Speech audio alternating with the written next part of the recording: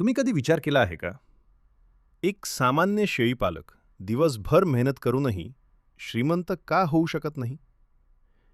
याचं उत्तर त्याच्या शेडच्या दारावर नाही, तर शेडच्या जमिनीवर आणि छप्पराच्या दरम्यान लपलेलं आहे.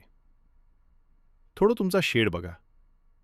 जर तिथे फक्त शेळ्या बांधलेल्या आहेत आणि जमिनीवर घाण पसरलेली आहे, तर तुम्ही दर महिन्याला हजारो रुपये तुमच्या डोळ्यासमोर धुरात उडताना पाहत आहात. याला म्हणतात अदृश्य भाडं. तुम्ही त्या रिकाम्या जागेचं पैसे देत आहात, ज्याचा तुम्ही कधी उपयोगच केला नाही. पण आता 2026 मध्ये बाजाराचा नियम बदलला आहे. चारा महाग झाला आहे. आजारीपणा झपाट्यानं पसरतोय आणि मेहनत करणारे शेतकरी हार मानतायत.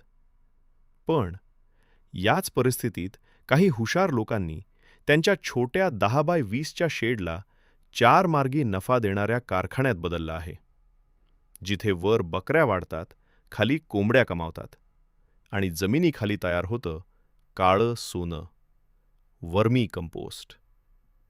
कल्पना करा, एक अशी सिस्टम जिथे बकरीचा उरलेला चारा वाया जात नाही, कोंबड्या त्याला खातात आणि अंडी देतात, जिथे बकरीची घाण आजार पसरवत नाही तर पैशात बदलते. पण इथेच आहे एक धोकादायक चूक. जर तुम्ही शेडची उंची चुकीची ठेवली किंवा चुकीच्या कोंबड्या निवडल्या, तर एका रात्रीत संपूर्ण फार्म उद्ध्वस्त होऊ शकतो. तो कोणता सायलेंट इन्फेक्शन आहे आणि तो कोणता व्हर्टिकल डिझाईन आहे जो मोठमोठे फार्म तुम्हाला कधीच सांगत नाहीत? पुढच्या काही मिनिटात मी तुम्हाला फक्त शेड कसा बांधायचा हे नाही सांगणार, तर तुम्हाला घेऊन जाणार आहे एका अशा इंटिग्रेटेड इकोसिस्टममध्ये जिथे एका छताखाली 4 वेगवेगळे व्यवसाय एकमेकांचा खर्च उचलतायत आणि एकमेकांसाठी पैसा तयार करतायत. तयार व्हा, कारण आता तुमचा शेड फक्त एक छप्पर राहणार नाही, तर तुमच्या पुढच्या पिढ्यांची जागीर बनणार आहे. बहुतेक लोक शेळीपालन सुरू करताना एक जुनी आणि घातक विचारसरणी घेऊन सुरुवात करतात. ते असं समजतात की शेळी जमिनीवर राहील, तिथेच खाईल आणि तिथेच घाण करेल. पण इथूनच त्यांचा नाश सुरू होतो. 2026ची एक कडवी सत्यता ऐका. भारतामध्ये 70% शेळ्यांचा मृत्यू निमोनिया, FMD आणि पोटातील किड्यांमुळे होतो. आणि यामागचं मुख्य कारण आहे ओलसर जमीन.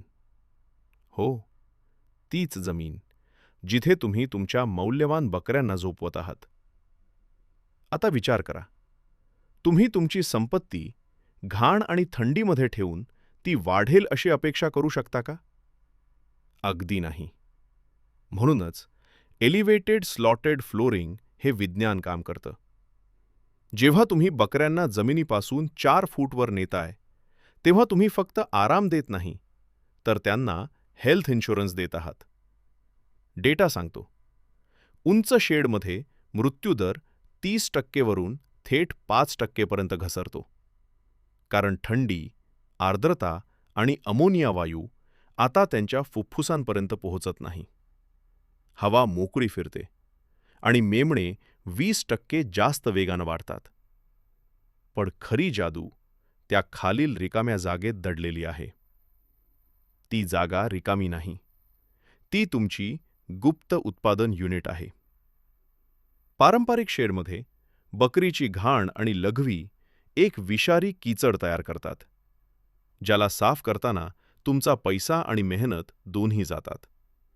पण या मॉडेलमध्ये तो सगळा वेस्ट थेट खाली पडतो, जिथे तुमचे पुढचे 2 व्यवसाय, कोंबड्या आणि वर्मी कंपोस्ट, त्याची वाट पाहत असतात. कल्पना करा, एक अशी इकोसिस्टम जिथे वरपासून खालीपर्यंत प्रत्येक इंच पैसा कमावत आहे. आता समजा या 4 स्तंभांचं गुपित. पहिला स्तंभ, द हाय राईज गोट एम्पायर. वरच्या मजल्यावर तुमच्या बकऱ्या एखाद्या आलिशान पेंट हाऊसमध्ये राहतात. त्यांचे खूर स्वच्छ राहतात, थन सुरक्षित राहतात आणि शरीराची पूर्ण ऊर्जा फक्त वजन वाढवण्यात वापरली जाते. दुसरा स्तंभ, द स्कॅव्हेंजर स्क्वॉड.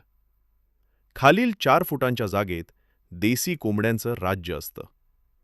बकरीचा पडलेला चारा आता कचरा राहत नाही. कोंबड्या तो खातात आणि अंडी देतात. म्हणजे फीडचा खर्च थेट अर्धा होतो. तिसरा स्तंभ, द ब्लॅक गोल्ड इंजिन. कोंबड्या त्या शेणाला खुरकतात. त्यात स्वतःच्या